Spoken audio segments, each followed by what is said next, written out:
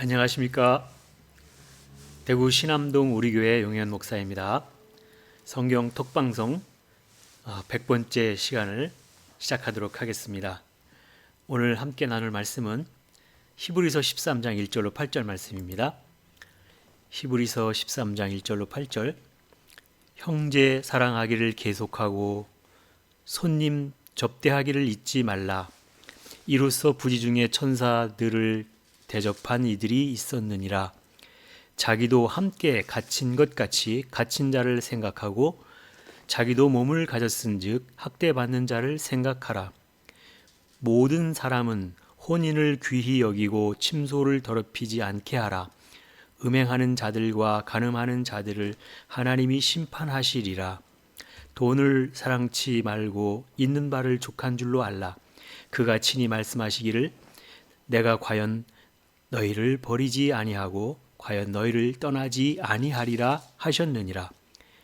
그러므로 우리가 담대히 가로되 주는 나를 돕는 자시니 내가 무서워 아니하겠노라.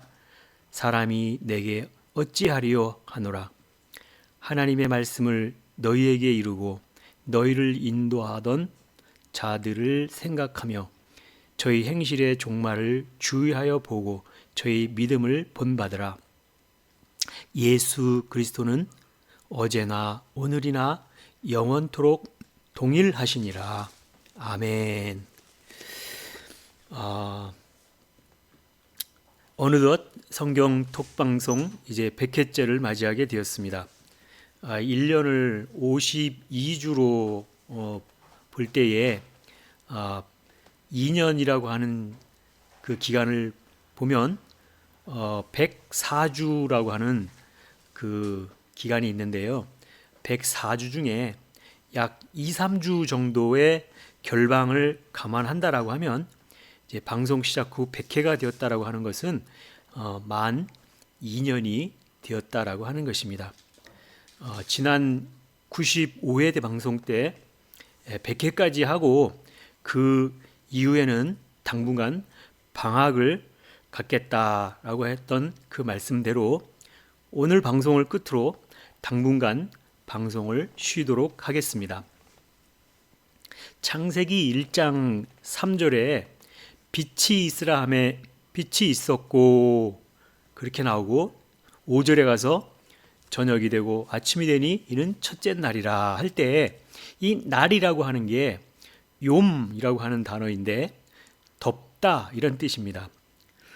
빛을 비추고 난 후에 날로 덮으셨듯이 다음 날로 넘어가려면 반드시 방학이라고 하는 기간이 필요합니다. 이 기간을 통해서 이제까지 들으신 말씀들을 잘 정리해보고 내 안에 새기는 시간들이 필요하기 때문이라고 하는 것입니다. 그래서 어느 정도 시간이 지난 후에 더 나은 모습으로 성경 톡방송을 다시 재개하도록 하겠습니다. 그러면 오늘 100회째 성경 톡방송을 지금 시작하도록 하겠습니다.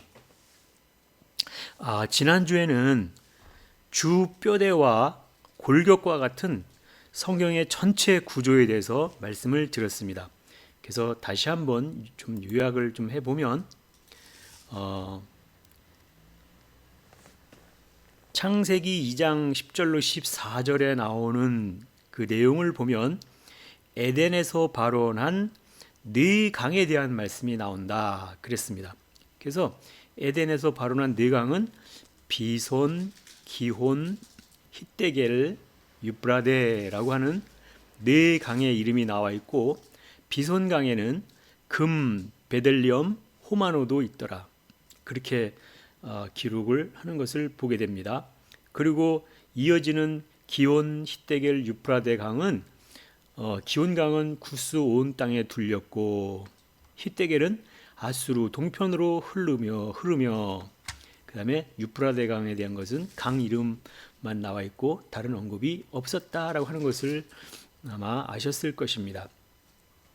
그랬을 때 이 에덴 동산에서 발원한 네 강에 대한 그 의미는 바로 창조주이신 엘로힘 하나님, 그 그 다음에 삼위에 해당되는 여호와, 예수, 성령 하나님이라고 하는 그 하나님의 네 가지 이름에 대한 부분들을 말하고 있다라고 하는 것을 지난주에 설명을 드렸습니다. 그래서 처음 비손강에 해당되어지는 그 강에는 금도 있었고 베델리엄도 있었고 호마노도 있었다 하는 것은 이 비손강에 모든 말씀들이 다 있었다. 이 비손강이라고 하는 것은 언약에 해당되는 말씀이다. 이 언약에 해당되는 이 때는 엘로힘 하나님의 때인데, 이 엘로힘 하나님이 비록 짧은 창세기 1장 1절로 2장 3절까지 짧은 내용이지만 성경의 모든 말씀이 다 여기에 함축적으로 다 들어가 있다, 이런 말씀을 드렸습니다. 그래서 이때에 이 하나님은 엘로힘 하나님, 창조주이신 엘로힘 하나님이다, 이렇게 말씀을 드렸고, 이제 창조주이신 엘로힘 하나님의 그 모든 말씀, 그 축약된 그 모든 말씀들을 이제 삼위에 해당되는 여호와, 예수, 성령 하나님이 구약과 신약과 성취라고 하는 그 이제 성경 전체로 펼쳐간다, 이렇게 말씀을 드렸습니다. 그래서 그 성경의 내용들을 말씀을 드릴 때 범위를 쭉 말씀을 드렸고, 성경 전체가 다 하나님의 7대에 해당되는 그 범위에 이렇게 성경 범위를 말씀을 드렸습니다. 그리고 핵심되는 인물에 대해서는 아담, 노아, 아브라함, 모세, 선지자, 예수, 그리스도라고 하는 그 핵심 인물들을 말씀드리면서 첫째 날로부터 마지막 7째 날까지 해당되는 것을 이렇게 말씀을 드렸습니다. 그래서 이 언약의 말씀은 구약과 신약과 성취의 성경 전체에 대한 것이었다, 이렇게 말씀을 드렸고, 이 성경 전체를 갖다가 하나님의 7대를 갖다가 말한다, 이렇게 말씀을 드렸습니다. 그래서 하나님의 7대를 이루는 것이 성경 전체를 이루는 것이다, 이렇게 말씀을 드렸어요. 그래서 처음 아담, 노아, 아브라함이라고 하는 이 때를 이제 한때, 성막 구조에서 한때, 두때, 세때 이렇게 말씀을 드렸고, 이 한때, 두때, 세때를 통과하는 그 과정과 같다, 이렇게 말씀을 드렸습니다. 그래서 이 때를 갖다가 여호와 하나님, 예수 하나님, 성령 하나님, 이렇게 말씀을 드렸다. 그래서 여기에 성막 구조에 나오는 여기 성막들과 성소와 지성소를 갖다가 다 통과하면 이 세 때를 통과하는 것이다, 이렇게 말씀을 드렸습니다. 그래서 세 때를 다 통과하고 나오면 나머지 네 때를 가야 되는데, 나머지 네 때라고 하는 게 바로 모세, 선지자, 예수, 그리스도의 때를 각각 이루는 그 7때를 다 가는 것이 성취하는 것이다, 이렇게 말씀을 드렸습니다. 그래서 세 때를 통과하고 나머지 네 때를 간다라고 하는 것이 뭐냐라고 했을 때, 여기에 보면 한때, 두때, 세때 성막들과 성소와 지성소를 통과하는 동안에 여호와 하나님, 예수 하나님, 성령 하나님이라고 하는 이 성막들의 구조를 갖다가 보여주듯이, 여기를 다 세 때를 통과하고 나면 여호와의 말씀과 예수님의 말씀과 성령님의 말씀을 갖다가 전체 성막 구조에서 볼 수 있듯이 세 때를 통과한다라고 하면은, 여기가 바로 세 때를 통과하고 나서 나머지 네 때를 가야 되는 그 때를 전체를 말하고 있다라고 할 때, 세 때를 통과한다라고 할 때 바로 이 마태복음 1장 18절로 25절에 나오는 내용을 보면 예수님의 탄생에 대한 기사가 거기 나오고 있는데요. 여기에 바로 세 때를 통과하고 나면, 그래서 여기 한때, 두때, 세 때를 통과하고 나면 바로 마리아에게 성령으로 잉태된 것이 나타났더니라고 하는 마태복음 1장 18절의 말씀이 있고, 그 다음에 아들을 낳으리니 이름을 예수라 하라라고 하는 21절의 말씀이 있었습니다. 그리고 아들을 낳음에 이름을 예수라 하니라라고 하는 25절의 말씀까지가 예수 탄생에 대한 사건을 갖다가 말씀하고 있다라고 하는 것입니다. 그래서 세 때를 통과하고 나면 나에게도, 이렇게 세 때를 통과하고 나면 나에게도 이렇게 내 안에 성령으로 잉태한 것이 나타나야 된다. 이렇게 세 때를 통과하고 나면 나에게도, 여러분에게도 이렇게 내 안에서 성령으로 잉태한 것이 나타나야만 된다. 그리고 아들을 낳으리니 이름을 예수라 하라라고 말씀하셨듯이 내 안에서도 반드시 예수가 잉태되어야 된다라고 하는 말씀입니다. 왜 그러느냐? 그 이유는 오직 예수, 그 예수라고 하는 그 이름만 구원을 받을 수 있기 때문에 그렇다라고 하는 것입니다. 그래서 아들을 낳으면 이름을 예수라 하라 이렇게 말씀했듯이 내가 나가서 죄를 알리고 전하면 그 이름이 바로 뭐라 그랬어요? 예수라고 하는 이름이 된다 그랬죠. 예수라고 하는 그 이름이 백성들에게 죄를 알리는 자다 이런 뜻이라고 그러니까 우리도 나가서 죄를 알리는 자이면 그 이름이 바로 예수라고 하는 이름이다 이렇게 됐으니까 이렇게 바로 이게 예수가 탄생되는 것이다 라고 하는 그렇게 말씀을 드릴 수가 있는 것이지요. 그래서 예수께서 사역하실 때에 예수 안에 여호와 하나님이 함께 일하심과 같이 우리도 예수의 사역을 하면 우리도 여호와 하나님이 우리와 함께 일하신다라고 하는 것을 알 수 있어요. 이게 바로 뭐냐면 이렇게 세 때를 통과하고 바깥으로 나왔을 때를 갖다가 에클레시아 이렇게 얘기를 하는데 에클레시아가 안에서 바깥으로 부르심을 받은 자 이런 뜻이니까 그걸 갖다가 교회, 에클레시아가 교회라고 하는 뜻이잖아요. 그래서 교회 이렇게 말씀을 드린다.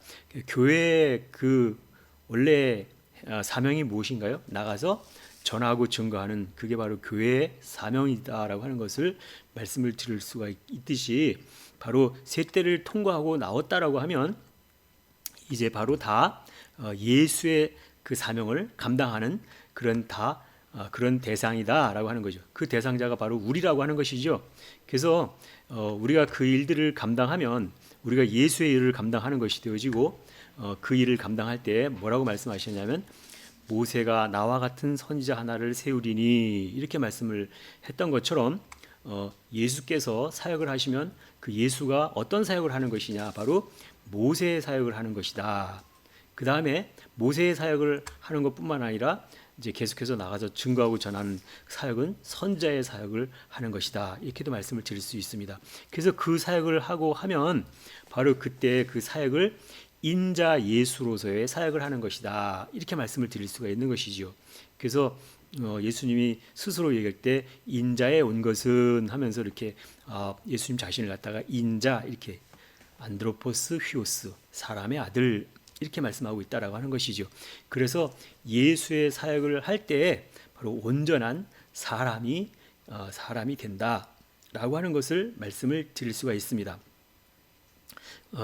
왜 예수의 사역을 하면 왜 사람이 되어지느냐라고 하는 그 측면에서 뭐 세상적인 그런 의미는 아니겠고요. 사람이 된다는 것은 뭘 갖다 사람이 된다라고 하냐면 창세기 2장 24절에 어떤 말씀이 있냐면 이러므로 남자가 그 부모를 떠나 그 아내와 연합하여 둘이 한 몸을 이룰지로다 이런 말씀이 있잖아요.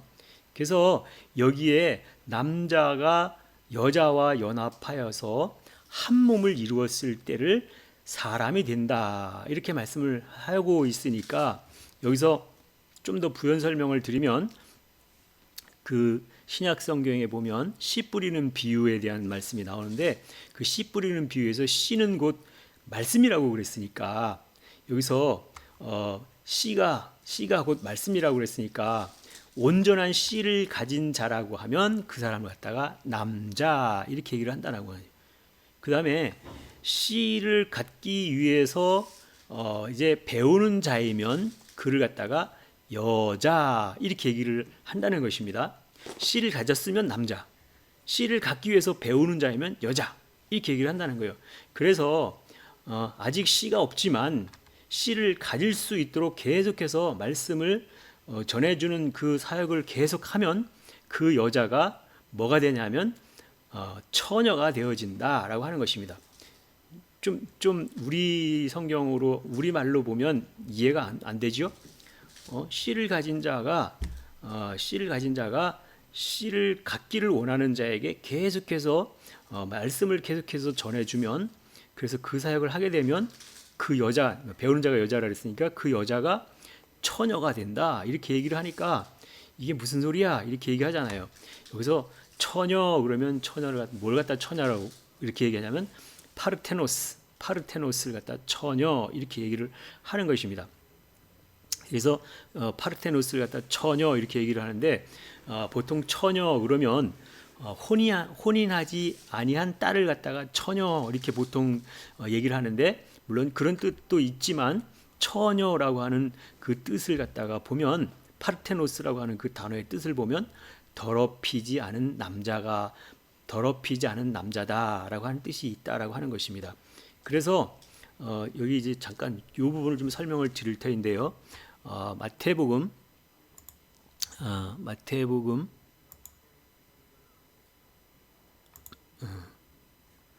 1장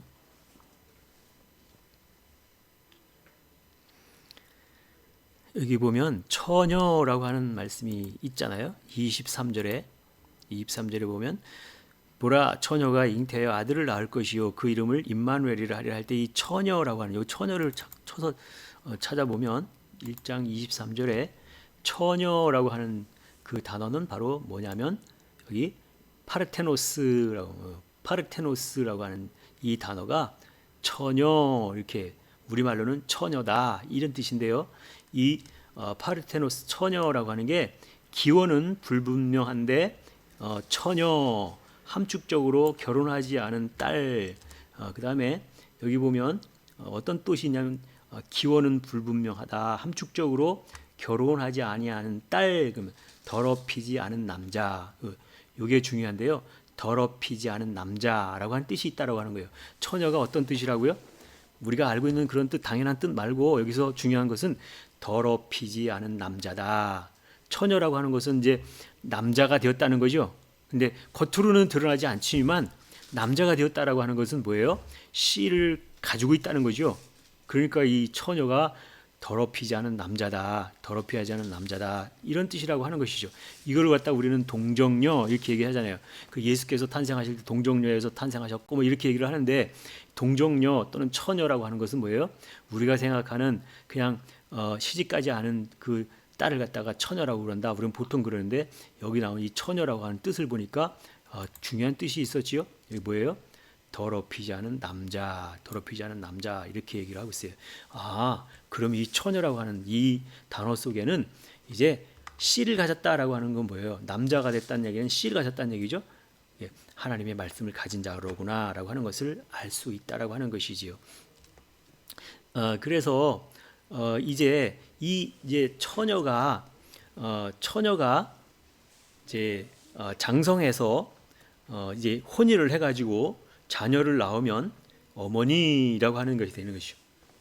처녀가 이제 장성하여서 혼인을 하게 되면 그래서 자녀를 낳으면 어머니가 된다라고 하는 거예요. 그래서 여자라고 하는 그 단어는 귀내라고 하는 단어인데 이 귀내라고 하는 것을 보면 딸도 여자고 처녀도 여자고 그 다음에 어머니도 여자고 뭐 부인도 여자고 다 여자는 여자인데 그 여자를 갖다가 이렇게 뭐 딸이냐 처녀냐 어머니냐 부인이냐 뭐 이렇게 우리가 분류하는데 각각의 의미가 있다라고 하는 것이죠.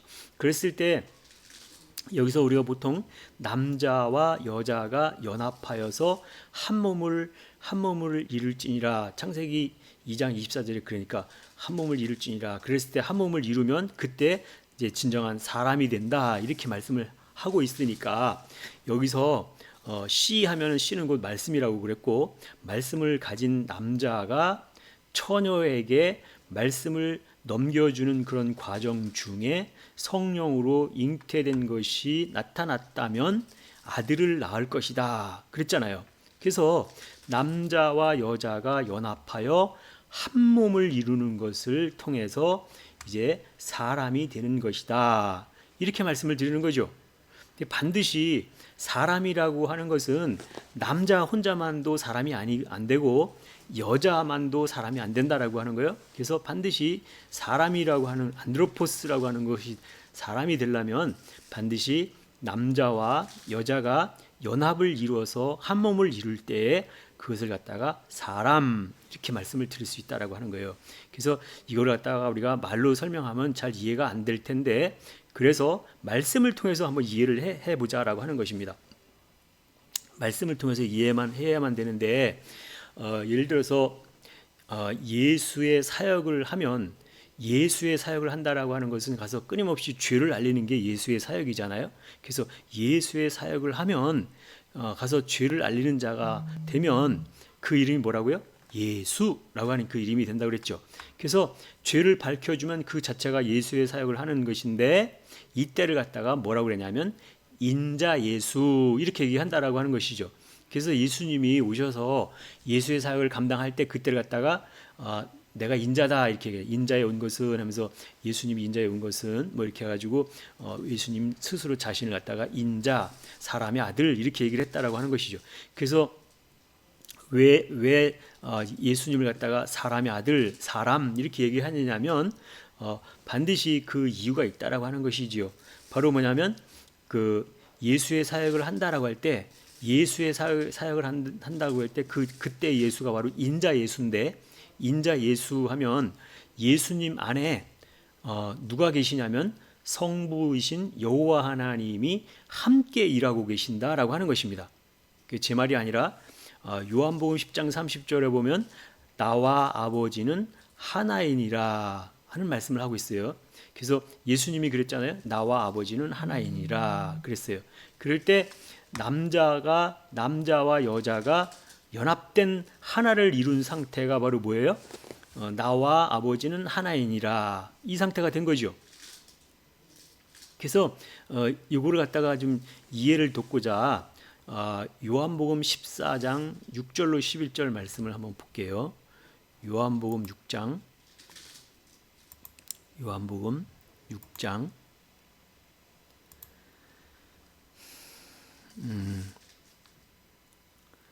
요한복음 6장 14장 6절로 11절입니다. 요한복음 14장 6절로 11절 말씀. 예수께서 가라사대 내가 곧 길이요 진리요 생명이니 나로 말미암지 않고는 아버지께로 올 자가 없느니라. 너희가 나를 알았더면 내 아버지도 알았으리로다. 이제부터는 너희가 그를 알았고 또 보았느니라. 빌립이 가로되 주여 아버지를 우리에게 보여주소서. 그리하면 족하겠나이다. 예수께서 가라사대 빌립아 내가 이렇게 오래 너희와 함께 있으되 네가 나를 알지 못하느냐. 나를 본 자는 아버지를 보았거늘 어찌하여 아버지를 보이라 하느냐. 나는 아버지 안에 있고 아버지는 내 안에 계신 것을 네가 믿지 아니하느냐. 내가 너희에게 이르는 말이 스스로 하는 것이 아니라 아버지께서 내 안에 계셔 그의 일을 하시는 것이라. 11절 내가 아버지 안에 있고 아버지께서 내 안에 계신 것을 믿으라. 그렇지 못하겠거든 행하는 그 일을 인하여 나를 믿으라. 이런 말씀이 있어요. 그래서 요한복음 14장 6절로 11절까지의 내용을 보면 무슨 말씀이냐면, 여기 나오는 내용 중에 나는 아버지 안에 있고 아버지는 내 안에 계신 것을 내가 믿지 아니하느냐. 내가 너희에게 이르는 말이 스스로 하는 것이 아니라 아버지께서 내 안에 계셔 그의 일을 하시는 것이라 그랬어요.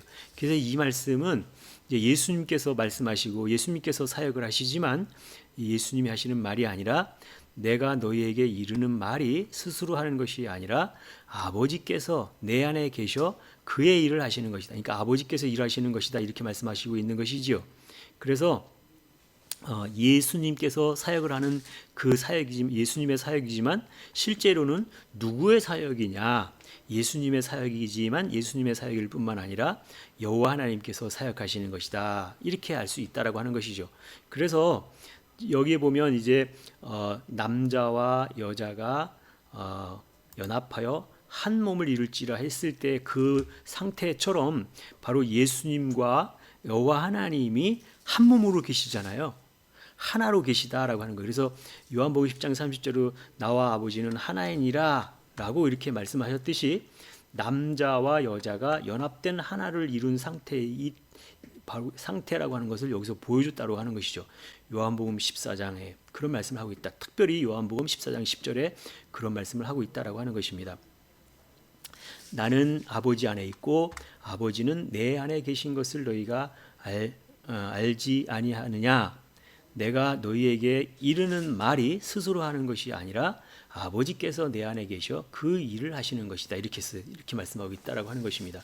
그래서 이 말씀은 곧 예수님께서 사역을 하시지만 그 사역은 여호와 하나님이 사역하시는 것과 같은 것이다. 이렇게 말씀하고 있어요. 그래서 예수하고 여호와가 한 몸을 이룬 상태, 즉 남자와 여자가 한 몸을 이룬 것과 같은 상태다라고 하는 것이죠. 바로 예수할 때 왜 예수하면은 바로 마리아가 성령으로 잉태된 것이 나타났더니 하면서 내가 아들을 낳으리니 이름을 예수라 하라. 그래서 예수라고 하는 그 사역을 하면 그 이름이 예수가 된다. 그래서 아들을 낳았더니 이름을 예수라 했다. 그러면 바로 마리아가 예수의 사역을 하는 거죠. 그러니까 여자잖아요. 여기서 예수하면 이제 여기 여자하고 그다음에 여기 여호와 하면은 성부 하나님이니까 그러면 남자시죠. 그러니까 여기 보면 남자와 여자가 한 몸을 이루었다라고 하는 것과 같은 거잖아요. 남자와 여자가 한 몸을 이룬 것과 같은 그런 상태로서 사역을 하시는 거죠. 그러니까 이 모습이 바로 뭐예요? 이 모습이 바로 이제 이 모습이 세 때를 통과하고 나왔다고 할 때 성령으로 잉태된 것이 나타났다 하는 마태복음 1장 18절의 말씀, 그 말씀과 또 예수께서 탄생되려면 어떻게 되냐면 반드시 예수께서 탄생하려고 하면 여기서 마태복음 1장 18절을 다시 한번 보도록 하겠습니다. 마태복음 1장 18절. 예수께서 예수 그리스도의 나심은 이러하니라. 그 모친 마리아가 요셉과 정혼하고 동거하기 전에 성령으로 잉태된 것이 나타났더니 할 때 18절 예수 그리스도의 나심은 이러하니라. 그 모친 마리아가 요셉과 정혼하고 동거하기 전에 성령으로 잉태된 것이 나타났더니 할 때 여기 나오는 내용을 보면 성령으로 잉태한 것이 나타났더니 할 때 이 성령이라고 하는 것은 뭐냐면요. 여기 보면 슈넬 코마이라고 하는 것은 우리는 동거하기 전에 이렇게 했는데 이게 동거한다는 얘기는 우리가 생각하는 그런 동거가 아니라 쉰과 엘코마이, 쉰 함께와 엘코마이는 오다 가다 이런 뜻이니까 함께 오다, 함께 떠나다 뭐 그런 뜻이라고 하는 뜻으로 우리는 동거하기 전에 이렇게 했는데 여기 자신을 여기 아우토스니까 자신들을 함께 떠나기 전에 뭐 이런 뜻이라고 하는 뜻이고 나타났다라고 하는 것은 휴리스코라고 하는 나타나다 이런 뜻인데 뭐가 나타났냐면 여기 보면 에크 푸니마토스 하기우 했으니까 거룩한 성령 안에서 바깥으로 그 다음에 엔 가스트리 에쿠사 여기 보면 가스트리 하면 배인데 배는 배인데 배 안에 엔 가스트니까 배 안에 잡았다. 에코가 잡다 이런 뜻이니까 배 안에 잡았다. 거룩하신 성령을 배 안에 잡았다. 그게 나타났더니 이런 뜻이라고 하는 것이죠. 그래서 우리 성경하고는 좀 다르지만 거룩한 성령이 바로 성령이죠. 그 거룩한 성령을 배 안에 붙잡았다. 그것이 이제 나타났더니 그랬죠. 그러면 그랬더니 무슨 얘기를 하는 거냐면 이제 이 말이 배 안에 붙잡았다. 뭘 잡았다고요? 거룩하신 성령을 배 안에 붙잡았다. 성령 안에 태 안에 성령을 붙잡았다. 그래서 그게 자신에게 나타났다라고 하는 그런 뜻이라고 하는 것이죠. 그래서 내 배 안에 성령을 붙잡았다는 것이 나타났다라고 하는 그런 말씀이듯이 우리에게도 내 안에 성령을 붙잡은 것이 나타났을 때에 바로 마리아에게 성령으로 잉태된 것이 나타났더니라고 아들을 낳으리니 이름을 예수라 하라 했던 것처럼 마리아가 예수라고 하는 그 이름이 되었다라고 하는 것이지요. 그러므로 이제 마리아는 여자고 마리아는 여자고 남자 하면은 바로 아버지는 남자잖아요. 그러니까 남자.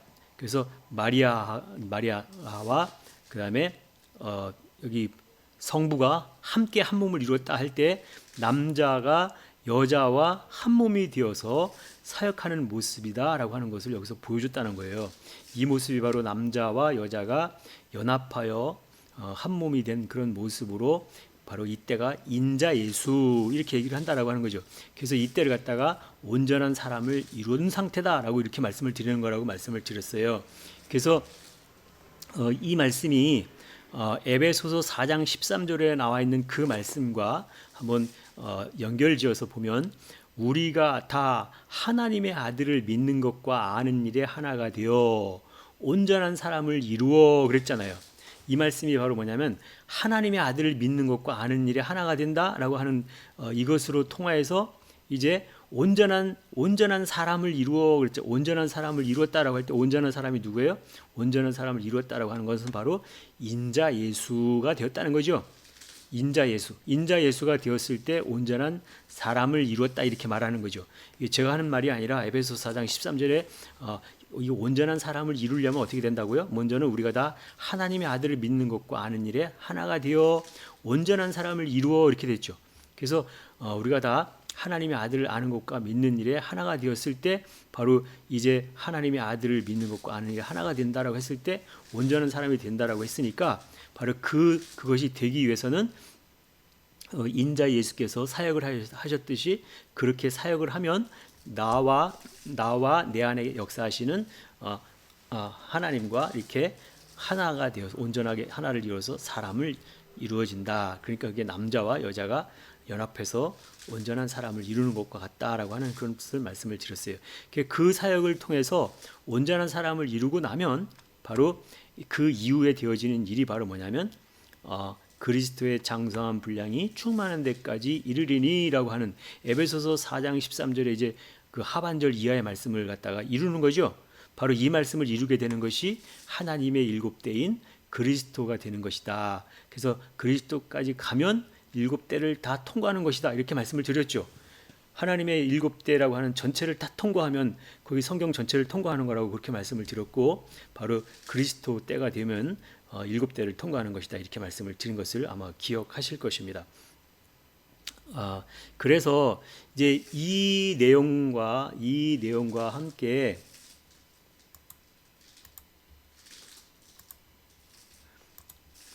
이 내용에서 우리가 알 수 있는 것은 2000년 전에 마리아를 통해서 오셨던 그 예수님은 이제 마리아가 예수로 오신 것이지요. 그래서 하나님의 말씀을 이루고 따라오면서 하나님의 6대를 이루는 것은 바로 지금도 계속되고 있는 것이다 라고 하는 것이에요. 하나님의 말씀을 계속 이루고 따라가다 보면 처음에 아담, 노아, 아브라함, 그 다음에 모세, 선지자, 예수, 그 다음에 사도라고 하는 사도는 기름 부음을 받은 자들 사도 이렇게 했으니까 기름 부음을 받다라고 하는 것은 성령의 기름 부음을 받은 자들 갖다 사도 이렇게 얘기하니까 바로 그리스도의 때가 되는 걸 갖다가 사도 이렇게 얘기를 하잖아요. 그래서 그것을 다 이루고 따라가는 그 과정 중에 다 이루면 7대를 통과하는 건데 바로 하나님의 말씀을 이루고 따라가다 보면 하나님의 6대를 이루는 때가 바로 예수 때잖아요. 그래서 예수 때 인자의 사역을 감당하다가 보면 이제 7대인 그리스도 때까지 그리스도의 장성한 분량에 이르리니 할 때 거기까지 계속해서 진행되고 있다라고 하는 것이지요. 그래서 만일 그 일이 예수님이 오신 그 이후로 예수님께로부터 딱 중단이 됐거나 끊어졌다라고 하면 이 세상에는 더 이상 우리에게 구원자가 될 만한 분이 존재하지 않을 수도 있다라고 하는 심각한 문제가 발생되잖아요. 그렇기 때문에 만약 그렇다라고 하면 그것 자체가 인류의 큰 비극이 아닐 수 없습니다.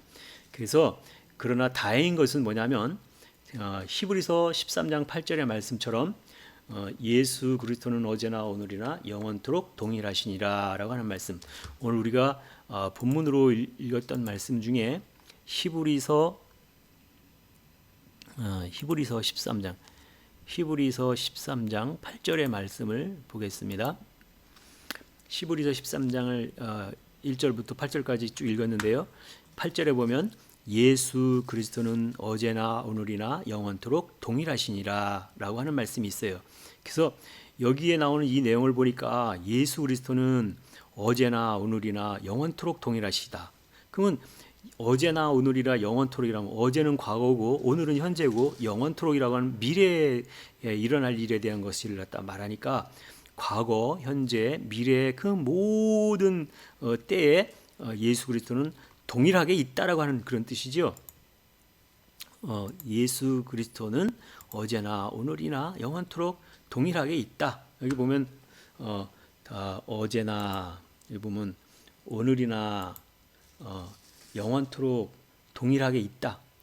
항상 영원토록 동일하게 있다. 영원 안에 있다라고 하는 그런 내용인데요. 이 내용을 보면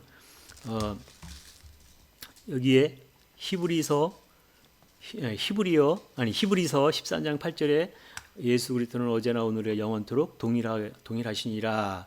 이 얘기는 어제나 오늘이나 영원토록 동일하다라고 하는 그것은 바로 우리의 구원자가 되시는 예수 그리스도가 지금도 계신다는 말씀이죠. 어제나 오늘이나 영원토록 동일하게 계시다고 하는 뜻이니까 예수 그리스도가 지금도 계시다는 그런 말씀이잖아요. 그래서 우리는 이제 예수님을 갖다가 주 또는 주님이라고 부르는데, 주 하면은 큐리오스라고 이렇게 말씀을 이 큐리오스라고 하는 단어가 주님이라고 하는 뜻이라고 하는 것입니다.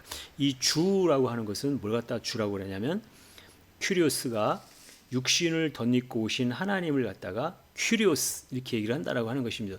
그 우리말로는 주님 이렇게 얘기하는데, 주님을 갖다가 뭘 갖다 주님이라고 하냐면 육신을 덧입고 오신 하나님을 갖다가 주님, 주 이렇게 얘기한다라고 하는 것이죠. 그래서 그렇다라고 하면 지금도 육신을 덧입고 계신 그 예수님이 이 세상에 있다는 것이죠. 그 주님이 지금도 이 땅에 계시다라고 하는 거잖아요. 왜냐하면 어제나 오늘이나 영원토록 동일하시다라는 얘기는 오늘도 있다라고 하는, 지금 현재도 그 육신을 덧입고 계신 그 예수님이 이 땅에 계시다는 뜻이잖아요. 그래서 성경에서 그렇게 말하고 있는데, 그렇다면 여러분은 육신을 덧입고 오신 그 예수님을 우리 눈으로 직접 보신 분이 있으십니까? 성경에서는 반드시 우리의 눈으로 하나님의 아들 예수를 보아야만 된다, 그렇게 말씀하고 있다라고 하는 것입니다. 그래서 여기 어제나 오늘이나 영원토록이라고 하는 그것과 반드시 우리가 우리 육신의 눈으로 예수님을 보아야만 된다, 하나님의 아들을 보아야만 된다라고 하는 그 말씀이 사람의 말로 하거나 제 말로 하면 안 되니까 근거를 찾아서 말씀을 보여드리도록 하겠습니다. 먼저 히브리서 13장 8절에 예수 그리스도는 어제나 오늘이나 영원토록 동일하시다라고 하는 그 말씀이 거기만 있는 것이 아니라 계시록 4장에 계속해서 나오고 있다라고 하는 것입니다. 그래서 계시록 1장 4절로 8절까지 말씀을 보도록 하겠습니다. 예수 그리스도의 계시라. 이는 하나님이 그에게 주사 반드시 속히 될 일을 그 종들에게 보이시려고 그 천사를 그 종 요한에게 보내어 지시하신 것이라. 요한은 하나님의 말씀과 예수 그리스도의 증거 곧 자기의 본 것을 다 증거하였느니라. 이 예언의 말씀을 읽는 자와 듣는 자들과 그 가운데 기록한 것을 지키는 자들이 복이 있나니 때가 가까움이라. 요한은 아시아에 있는 7 교회에 편지하노니 이제도 계시고 전에도 계시고 장차 오실 이와 그 보좌 앞에 7 영과 그랬어요. 여기에 계시록 1장 4절의 말씀에 보면 이제도 계시고 전에도 계시고 장차 오실 이와, 이제도 계시고 전에도 계시고 장차 오실 이와 그랬어요. 그러면 지금도 있다는 얘기죠. 전에도 있었다는 얘기잖아요. 그 다음에 장차 오실 이라고 하는 것은 과거에도 계셨고 현재에도 계시고 미래에도 계속해서 계실 이가 바로 예수 그분이라고 하는 거잖아요. 그래서 그 분을 갖다가 이제 증거한다라고 하는 것을 말씀하고 있는데, 이어지는 8절에도 나오는 내용을 보면 똑같이 8절에도 보면 주 하나님이 가라사대 나는 알파와 오메가라 이제도 있고 전에도 있고 장차 올 자요 전능한 자라 하시더라 그랬어요. 여기 보니까 나는 알파와 오메가라, 나는 알파와 오메가 되신 분은 예수님이잖아요. 나는 알파와 오메가라 이렇게 말씀하셨으니까. 그래서 그 예수님이 이제도 있고 전에도 있고 장차 오실 자요 전능한 자라 하셨더라 그랬죠. 그러면 이제도 있었고 전에도 있었고 장차 올 자이면 지금도 현재 있고 계시고, 그 다음에 그 이전에도 과거에도 계셨고, 그 다음에 장차에도 올 자라 계속해서 앞으로 있을 분이 바로 예수 그분이라고 하는 것이죠. 그렇다라고 하면 반드시 이 말씀대로라면 현재도 계셔야만 되잖아요. 그 예수라고 하는 그분이 나는 알파 오메가요, 나는 알파 오메가라 하는 그분이 지금 현재도 반드시 있어야만 되는 거잖아요.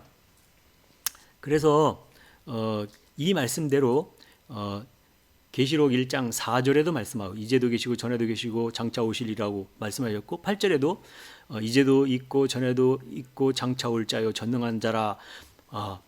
계시록 1장 4절 8절에도 계속 있었어요. 4절에도 있었고 8절에도 있었고.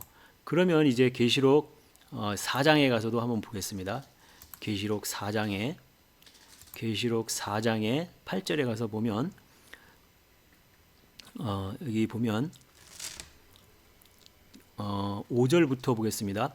보좌로부터 번개와 음성과 내성이 나고 보좌 앞에 7 등불 켠 것이 있으니 이는 하나님의 7 영이라.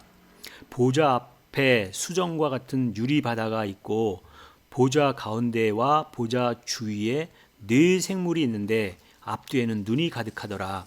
그 첫째 생물은 사자 같고 둘째 생물은 송아지 같고 셋째 생물은 얼굴이 사람 같고 넷째 생물은 날아가는 독수리 같은데. 8절 4 생물이 각각 6 날개가 있고 그 안과 주위에 눈이 가득하더라. 그들이 밤낮 쉬지 않고 이르되 거룩하다 거룩하다 거룩하다 주 하나님 곧 전능하신 이여 전에도 계셨고 이제도 계시고 장차 오실 자라 하고 그랬어요. 4장 8절에도 마찬가지 전에도 계셨고 이제도 계시고 장차 오실 자라 이렇게 말씀했다는 얘기는 성경에서 한두 군데가 얘기한 것이 아니라 계속해서 전에도 계셨다, 지금도 있다, 장차 오실 자다 그러면 과거에도 있었고 현재에도 계시고 미래에도 있을 분이라고 하는 것을 계속해서 말하고 있다. 누가요? 예수 그리스도라고 하는 그분이 반드시 현재도 있어야만 된다라고 하는 거죠. 그러니까 히브리서 14장 8절에 보여 예수 그리스도는 어제나 오늘이나 영원토록 항상 함께 계신 그런 분이다 라고 이렇게 말씀하신 거잖아요. 그랬을 때에 이 말씀을 근거해서 볼 때에 여기서 어제도 계셨고 전에도 계셨고 장차 오시리라고 한다라고 하면 반드시 현재도 계신다는 거죠. 물론 과거에도 계셨다 그랬고 미래에도 계신다라고 하는 그분이 바로 누구라고요? 예수 그리스도 이렇게 했어요. 그래서 여기서 말씀하셨듯이 예수님은 과거로부터 현재까지 또 미래까지 한 번도 우리 곁을 떠나신 일이 없으신 분이다라고 하는 것을 알 수 있어요. 뿐만 아니라 더욱 중요한 게 뭐냐면 지금도 현재 우리 곁에 계신다는 것입니다. 근데 여러분 혹시 그 예수님을 단 한 번만이라도 본 적이 있으십니까? 이게 굉장히 중요한 질문인데요. 왜냐하면 하나님 아버지의 뜻은 반드시 그 아들을 보고 믿어야만 된다 이렇게 얘기를 하고 계시기 때문에 그렇습니다. 제가 하는 얘기 아니라 요한복음 6장 35절부터 한번 볼게요. 요한복음 6장 35절부터 나온 내용을 보면 아주 분명합니다. 요한복음 6장 35절부터 보겠습니다.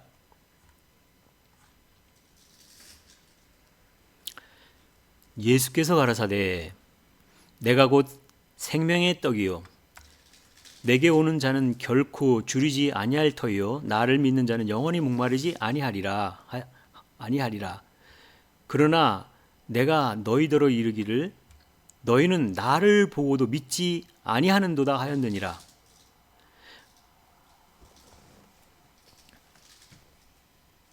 아버지께서